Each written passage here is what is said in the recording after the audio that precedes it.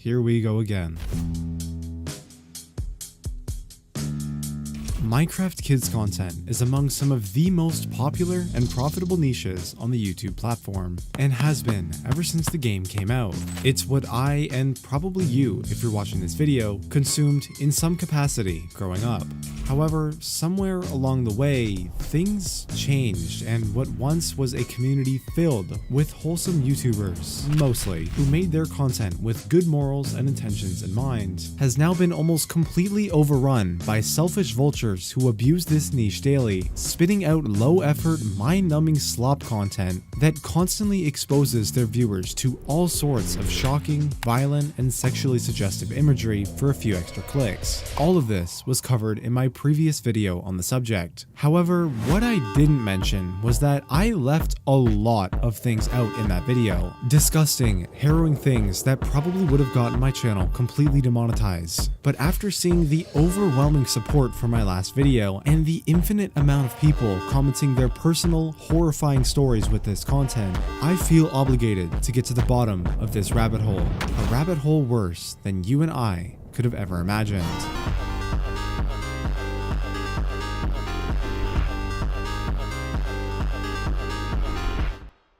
But first, allow me to introduce today's sponsor, Opera GX. It's no secret that my videos, including this one, take hundreds of hours of editing to produce. And in order to keep me entertained while editing, I like to watch a lot of YouTube videos on my second monitor. Probably like how you're watching this video right now.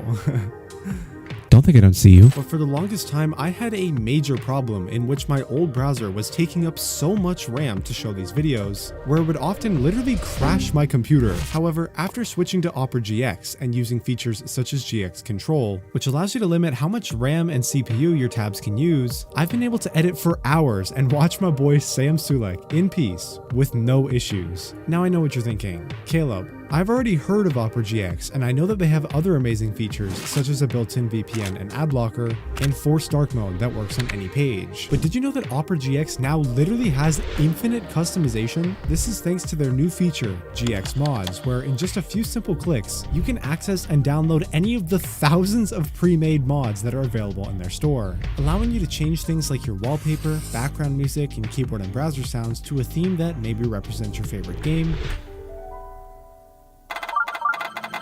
or have everything be a metal pipe. For some reason. The choice is yours, and it's as simple as clicking this mods tab here and searching the mod store for the one you prefer. My favorite recently has got to be this Minecraft fireplace, which honestly brings such a cozy vibe, perfect for accompanying my late night gaming or editing sessions. But probably the best part about GX Mods is that you can mix and match them, like I did here when I downloaded this lavender purple key switches mod to change all of my typing noises to sound like this, which is just so satisfying. I could honestly listen to it all day. And if that's not enough for you, Opera GX has so many more helpful features, like their own version of ChatGPT built into the sidebar. So if you ever need help with some homework, research, or in my case, some inspiration for editing, this thing's got your back. Not to mention, all of your bookmarks and extensions can just port right over. So why not try it out today? Download Opera GX for completely free right now and support the channel by going to operagx.gg/CalebIsSalty2 or simply click the link in the description. Thank you to them for sponsoring this video, and now it's time to go down the rabbit hole. Alright guys, you ready to have the scariest night of our lives? Yeah, I am! Alrighty, let's figure out where to go first. The video you just watched is from a channel called Aphmau. Aphmau is one of the many content creators on this platform who makes Minecraft videos specifically catered towards a very young audience. Upon first glance, this content might seem pretty cringeworthy, and that's because it is. I was originally going to make this comparison to the Minecraft YouTubers I watched growing up, but honestly, especially compared to them, this content is very hard to watch. But despite this, there's still one reason all of these channels, old and new, have stuck to and continue to churn out family-friendly oriented Minecraft content: money. While you and I may never watch an Aphmau video in our lives, there is clearly a massive younger audience for it, not necessarily on YouTube, but rather its subsidiary app, YouTube Kids. In a census done back in 2021, the United States government discovered that around 75% of households with children under the age of 5 owned some sort of tablet for their kids. And in 2023, it was reported that YouTube Kids had over 600 million individual downloads, with that number growing exponentially each year. Unfortunately, it's becoming increasingly common nowadays for newer parents to rely on apps like this as a way to keep their child entertained without having to put in any actual effort, letting them sit and watch hours of content unsupervised under the guise that it's a completely safe way for them to consume content. And the result? Channels like AFMAO earning almost 500 million views and millions of dollars each month. Fortunately for us, AFMAO is one of the better examples out of this whole niche. She does things by the books, and aside from it being a little cringy, their content is educational, suitable, and safe for kids. AFMAO School, on the other hand, is absolutely unacceptable.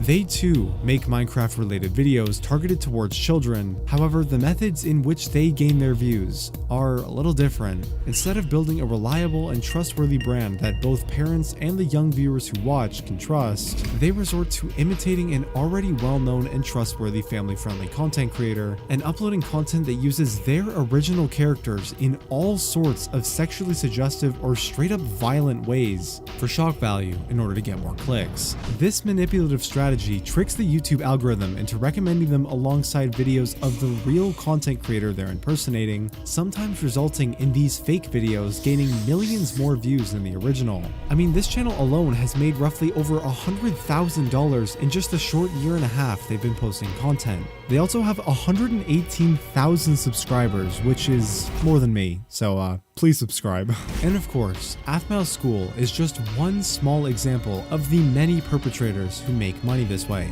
Pretty much every Minecraft kids YouTuber you can think of has one, if not multiple, of these garbage-filled impersonation channels made using their brand, all of which are individually made with the sole purpose of generating insane amounts of money, inadvertently exposing a plethora of disgusting and inappropriate themes in their content to millions of unexpecting children, included but not limited to take off the foo-foo, take off the cloud chase, take off the Wi-Fi. Take off the money phone, take off the car loan, take off the flex and the white loss. Take off the weird ass drug, I'ma take 10 steps, then I'm taking off top off. Take off the fabricated streams and the microwave memes, it's a real world outside. But it's okay, I have a gun! We just tied you to the bed. Just don't shout and everything will be fine. We're going to the girl's house. We knock them out and then tie them to the bed. We take scissors and cut their clothes. But like I said, I've already discussed this before in my previous video.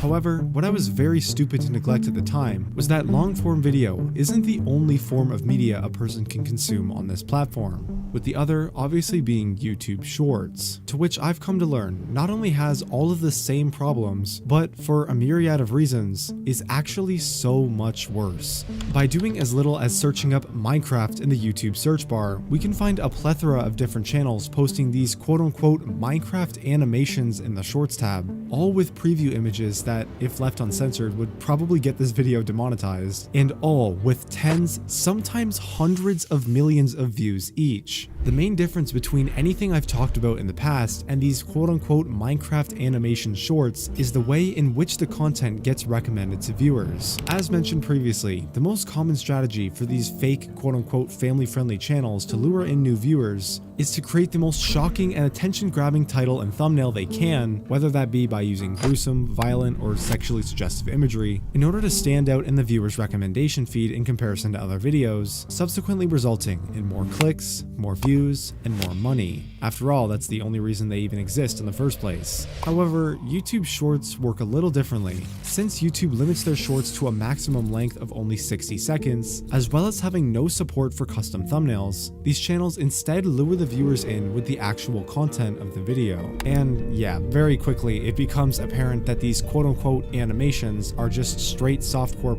pornography, using Minecraft to mask itself as family-friendly content to bypass the YouTube Kids algorithm to get, like I said, tens, sometimes hundreds of millions of views each. Not to mention the fact that these channels specifically abuse the system and take advantage of the way YouTube Shorts are set up.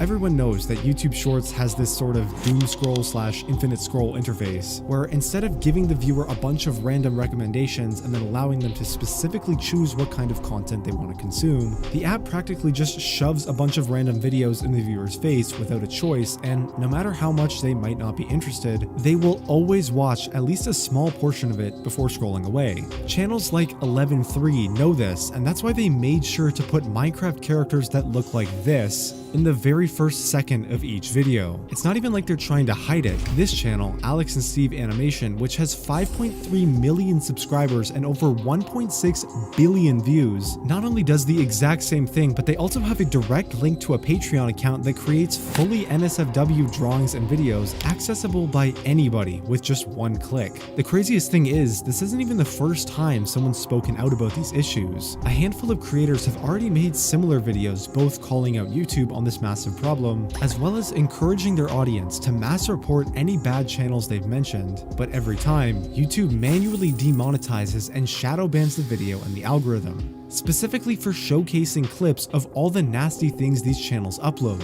In fact, friend of the channel and fellow YouTuber The Mr. Epic uploaded 2 separate videos calling out these channels to YouTube while taking the extra step to manually blur and censor anything that might be considered non-advertiser friendly. Yet still, despite his best efforts, both videos would get demonetized. All the while, the original content that was being used in his video and all of the channels related to it are not only still active, but continue to remain fully monetized as well. So basically, I'm just wondering what happened with those 2 videos that got demonetized. Can you kind of explain the situation around that?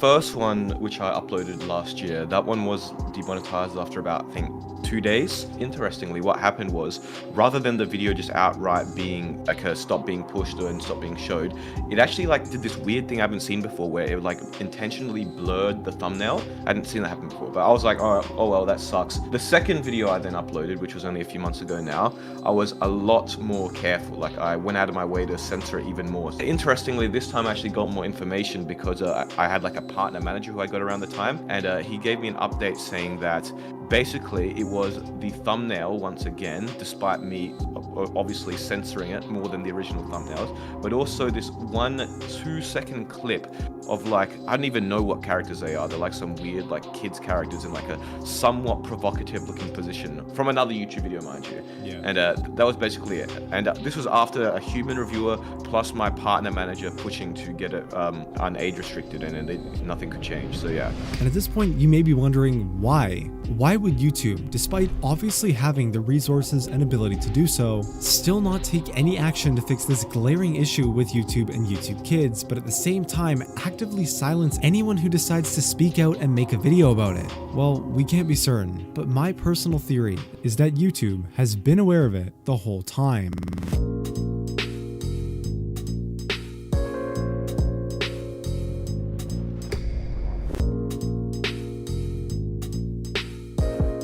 I mean, think about it. These channels generate billions of views and, by proxy, an unfathomable amount of money.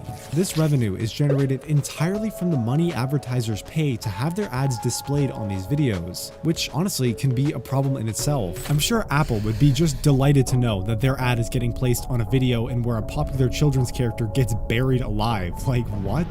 YouTube splits this ad revenue with the creator, giving 55% of the share to them and keeping 45% for themselves. Once you start to factor in the hundreds of other channels uploading the same inappropriate content that simply haven't been documented yet, most likely thousands if we include the accounts outside of the Minecraft niche posting the same, if not even worse content with other well-known characters, you can start to paint the picture of why YouTube theoretically might want to turn a blind eye. It makes up a small but notable chunk of their revenue each year. In YouTube's eyes, throwing all morals, ethics, and damage this content is inflicting on the millions of children who use this platform every single day, getting rid of it means that YouTube would be passing up a significant amount of money, and we all know they would never do that. YouTube ads are getting worse, so YouTube is testing server-side ads on YouTube, which means that instead of using an ad blocker on YouTube to bypass the annoying ad that you get, you're going to be forced to watch it. So instead, they decided to take the much easier route of ignoring the problem for as long as possible, knowing they have plausible deniability because they could just blame their algorithm or something like that. Oh, we had no idea this was such a big problem, it's just an issue with our algorithm. And quietly rake in massive amounts of money while simultaneously silencing individual creators who make videos attempting to expose and raise awareness about this issue, because unfortunately, we are a much smaller and easier target to deal with. If my videos, which are more censored than the ones online, are getting flagged, and the human reviewer is saying that, hey, this is not appropriate, we can't have this, and how are complete full channels allowed to exist, right? Like, they need to fix their human review system and either allow my content, or they need to block other content that I've increasingly censored, right? Like, it can't be this weird middle ground where somehow my videos are being censored yet the other ones are not.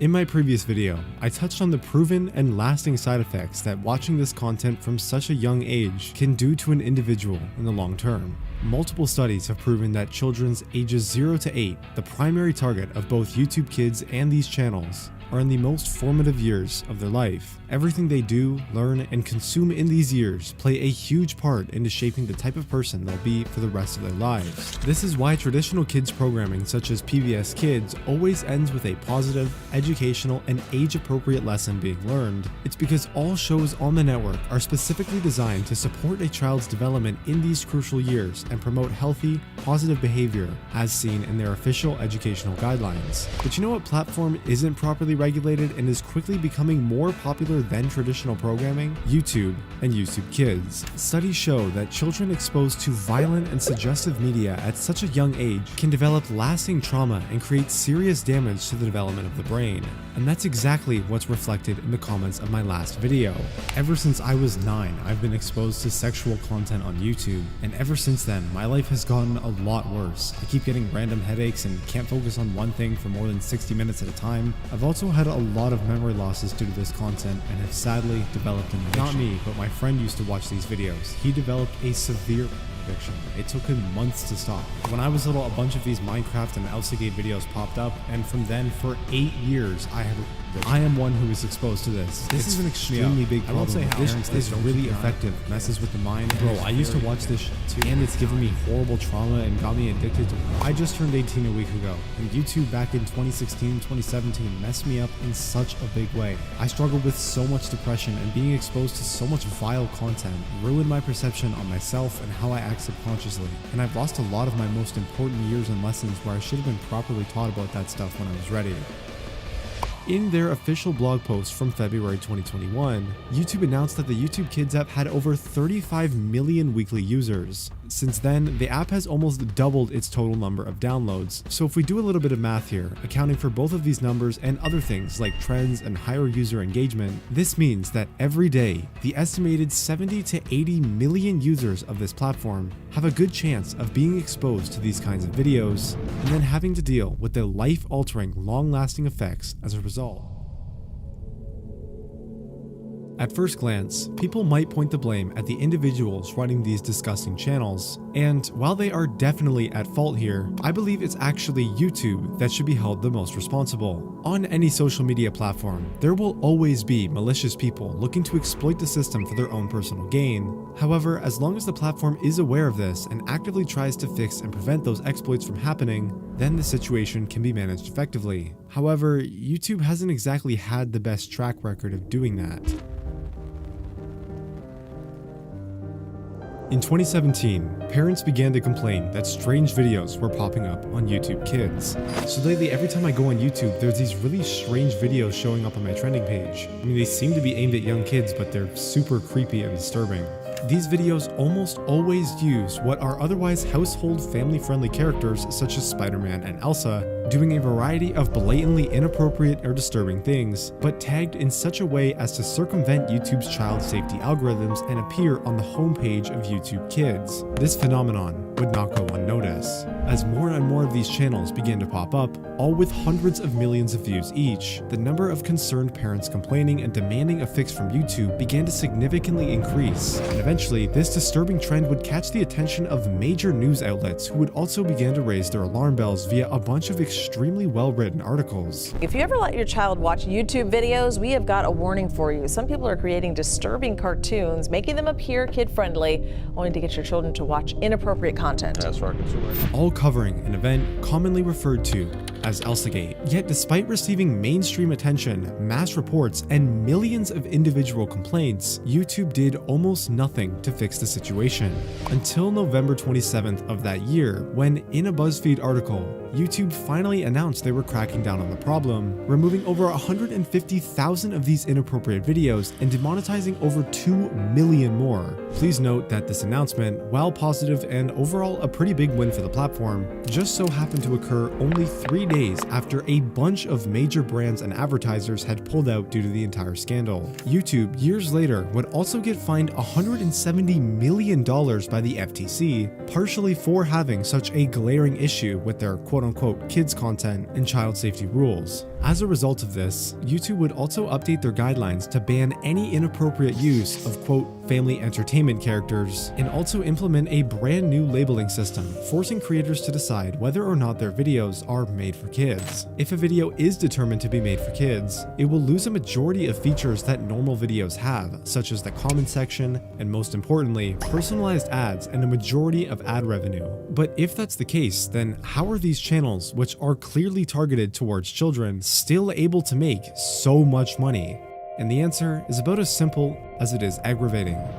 To be honest, it really doesn't matter what option the creator chooses, as both types of content, even ones specifically marked as not for kids, actively get recommended through the YouTube Kids app, as long as the video looks family friendly enough in the eyes of the algorithm by loading up the thumbnail with a bunch of bright colors and swapping out any potentially dangerous words like rape with prank or with love curse. It will get recommended just the same. And there's a really easy way to prove this that you can do yourself. Just go to literally any of the channels I've mentioned so far, click on a random video, and take a look at the engagement on the actual video. For example, this video has 213,000 views, yet only 1,100 likes and only 40 comments. This is because when you watch a video on YouTube Kids, it doesn't have any of the extra buttons or features. It only allows you to watch the video. But since the video is still coming from YouTube, it still counts as a view. And the only engagement that's actually getting left on the video is from other kids using the regular YouTube app, probably using their parents' account. And yeah, it's pretty easy to tell by the quality of the comments here.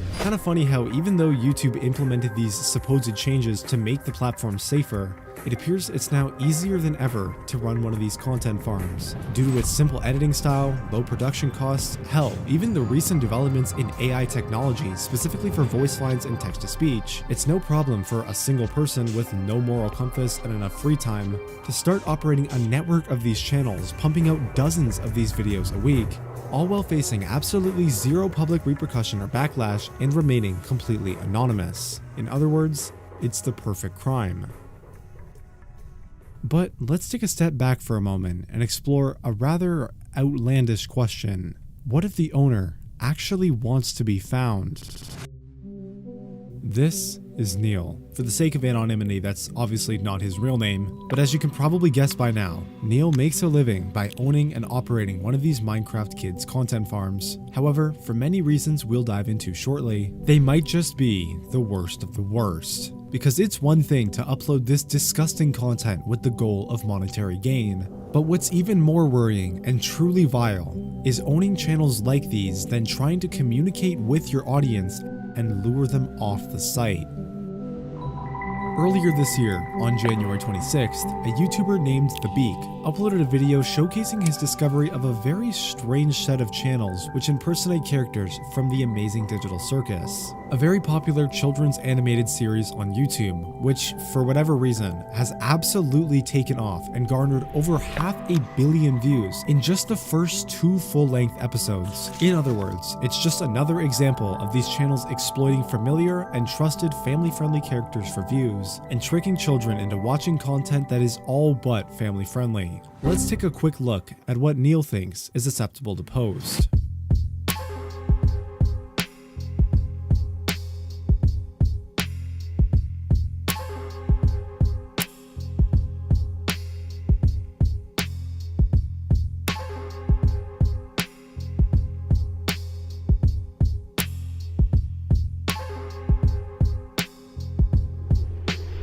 every single thumbnail, every single video on all of these channels completely violate YouTube's content guidelines. However, this isn't even the weirdest part. In his video, The Beak discovered that both of these channels advertised a link which invited anybody who clicked on it the ability to directly message Neil on Telegram, a messaging platform infamous for its overwhelming focus on privacy, with messages sent over there having end-to-end encryption and being, for the most part, completely untraceable. Yet, sometime after The Beak's video was posted, the owner suddenly removed these Telegram links and changed the contact email for both of the Pomni and Jax channels. Interesting. Now, I'm not trying to assume the worst here, but I really can't find a reasonable explanation as to why an owner of multiple channels which make over-sexualized Minecraft content targeted towards very young children would ever need to include a direct messaging feature in their About Me section, and more importantly, why would they feel the need to delete the Telegram link almost immediately after being exposed about it? While assumptions can be made, we may never truly know the answer. I was still pretty curious about this Neil guy though, so I did a bit more digging around. Eventually, I had the idea to paste the channel's original email address into the YouTube search bar, which brought me to a whole bunch more of these channels that he owned, impersonating even more YouTubers like Aphmau and Myzen. Then I decided to try the same tactic with this new email and found yet another impersonation channel he owned which contains another sketchy link, this time leading to a Ko-fi page that sells NSFW content of their characters, which, of course, comes with another direct messaging feature. And just to confirm that despite all the changes, these channels are still owned by the same person. They both use the exact same AI text-to-speech voices and music in their videos. Pomni, please lather up with the washcloth and also this part of my back. Okay, Jax, but you're already very clean. You have no idea how long I've been waiting for this. Jump onto my bed and strip off all your clothes. The thumbnails all have the exact same, very specific art style, as if, you know, they were commissioned by the same artist. The titles are all very similar, often using the same set of keywords across all channels, like what is he planning and what is he up to.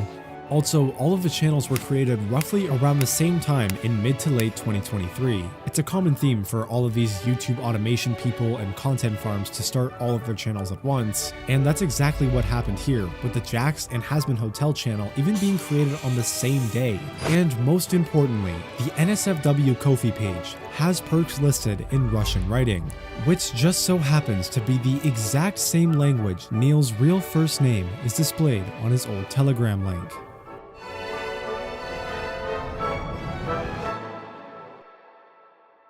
Inappropriate imitation channels, wildly obscene thumbnails, abhorrent YouTube shorts, weird content farm owners that advertise NSFW Patreons and direct messaging features, the long-repeated negligence of YouTube, and the result of it all, the potential danger and long-lasting mental health issues of millions of children around the world. This is the Minecraft Kids content rabbit hole. Yet one unanswered question remains. What does the end game of this issue look like? Will it ever reach a boiling point? Will YouTube ever step in? And how do we fix this? Well, I think either A, that too many of the people making the videos will end up getting falsely flagged or demonetized, and then they just stop making the videos because they can't make money from it anymore, or B, it somehow gets like significant media attention to the point where they actually decide to take action. Because I feel like right now, no one really knows about this stuff or really cares, right? You never hear about it. So I think those are the two options. I don't think anything's really going to change because I feel like they don't have any reason to change anything, right? And there it is. YouTube, at this current moment, throwing all morals and ethics aside,